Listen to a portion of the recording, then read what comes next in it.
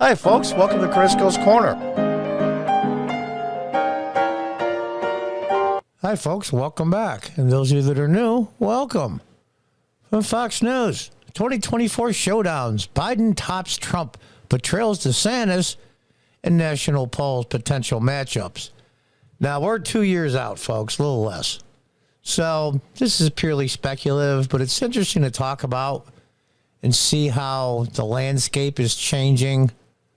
New polls suggest Republicans by a 56-33 margin prefer DeSantis over Trump as the GOP presidential nominee. I'm not so sure it was a 23-point swing, frankly.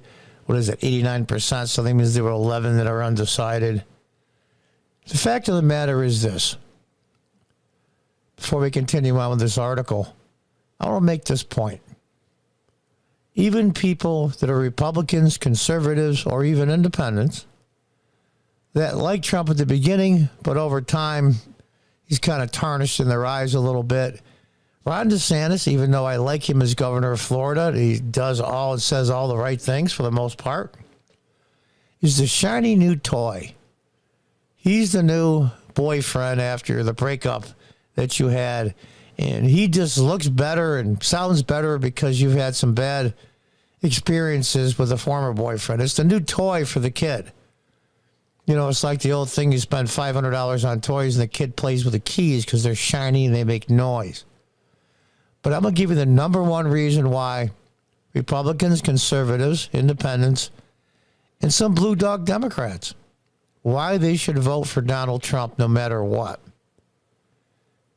If they don't vote Trump in as the Republican nominee, it will be telling all the progressives that control the mainstream media for the most part.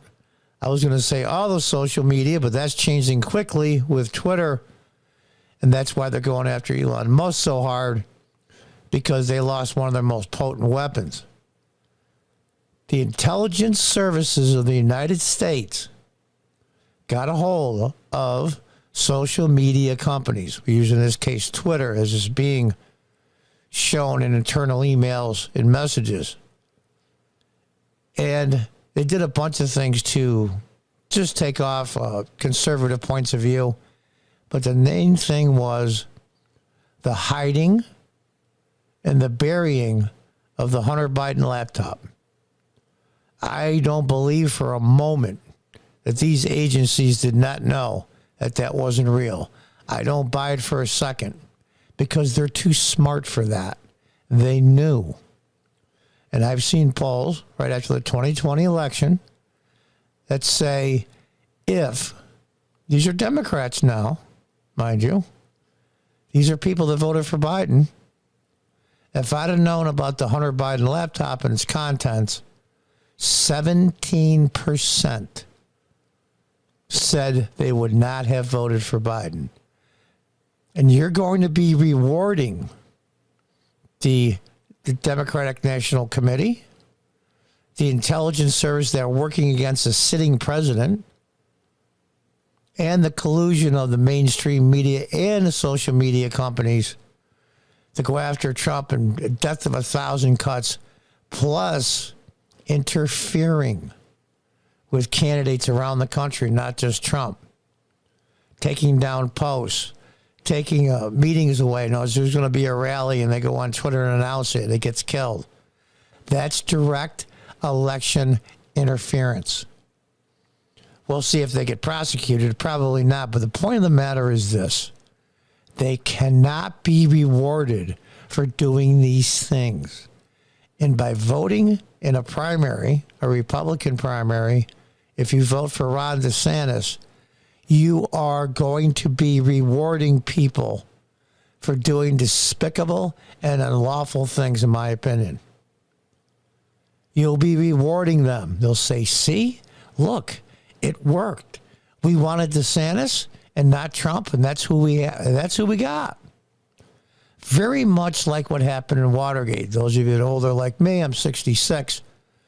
I do remember Watergate. Watch All the President's Men. They would say, well, why would the Republicans do it? They're going to win anyway. was about canceling rallies, campaign rallies. It was about destroying Democrats.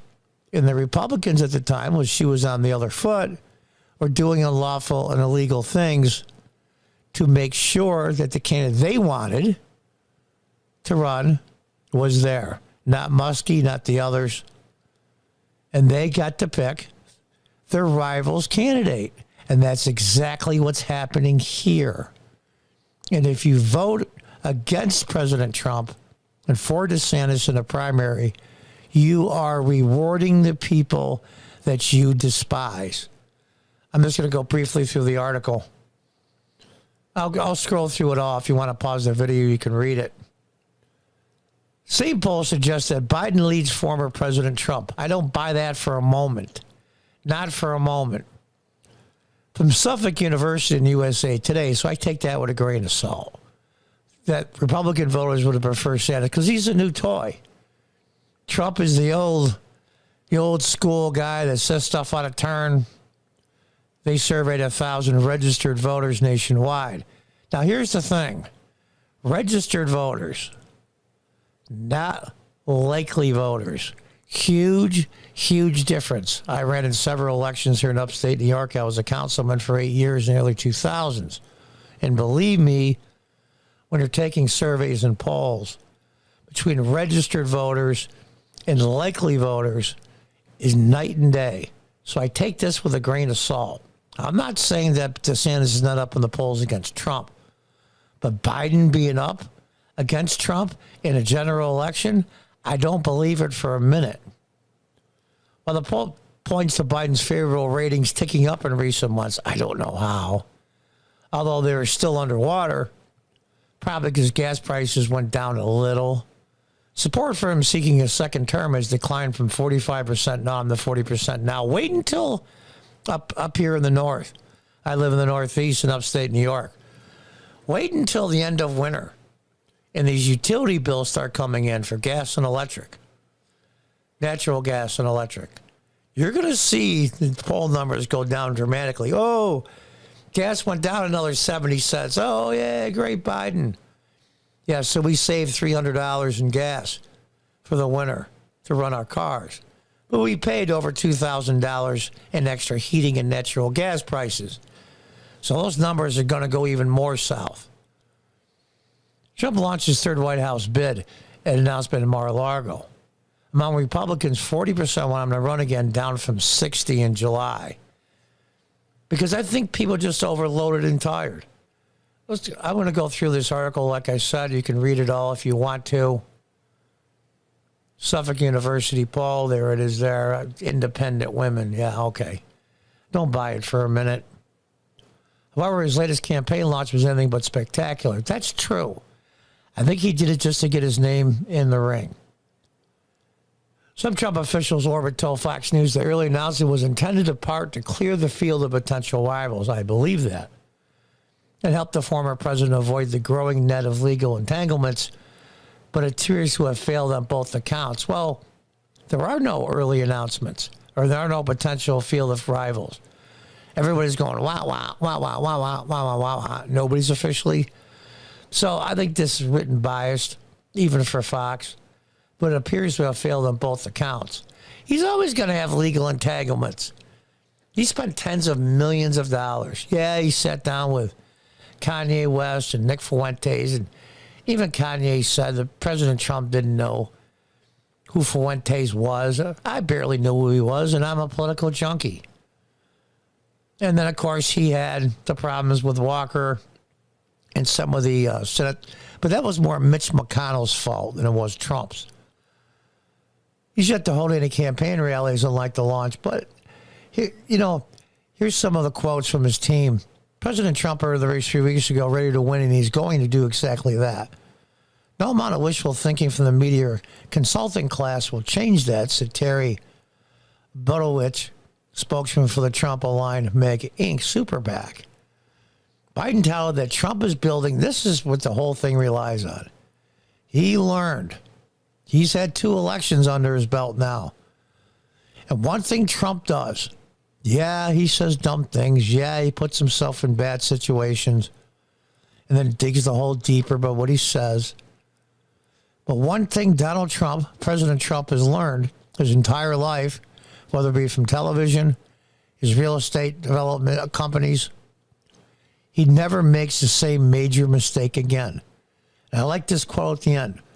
Budowitz touted that Trump is building one of the most ruthless and talented teams in American politics. And he's the only person in the country who is ready and capable of reversing America's decline. I believe that paragraph says it all. He is going for scorched earth policy. The only thing I wish he would do is stop talking about 2020. President Trump, if by some fluke you hear this episode or this video, or any of your people hear it, just because you're not going to talk about 2020 anymore from now on does not mean you don't believe the things you believe. You can still believe whatever you want. I'm not saying they're right. I'm not saying they're wrong because this is YouTube and I have to watch what I say. But the fact of the matter is that people that crapped on you, that did all kinds of illegal things to you, basically tied down the nation for absolutely no reason with 2 worthless impeachments. And I thought the impeachment against Clinton was worthless too, to be fair. They set back the nation a decade plus. President Trump, you won't be there to weed out these pieces of garbage if you don't stop talking about 2020. Revenge is a dish best served cold. And President Trump, you know that more than anyone. You can't have retaliation against the people that try to destroy you and even more importantly, our country, and are doing it unless you win. And you will not win unless you stop talking about 2020. Doesn't mean you changed your mind. Just stop talking about it. And go after the Democrats and the intelligence services that colluded with the mainstream media, but even more importantly, colluded with social media and interfered in an election. That's what you need to focus on. Not if it was unlawful in 2020. That's water under the bridge, unfortunately. Sometimes you just got to take the L.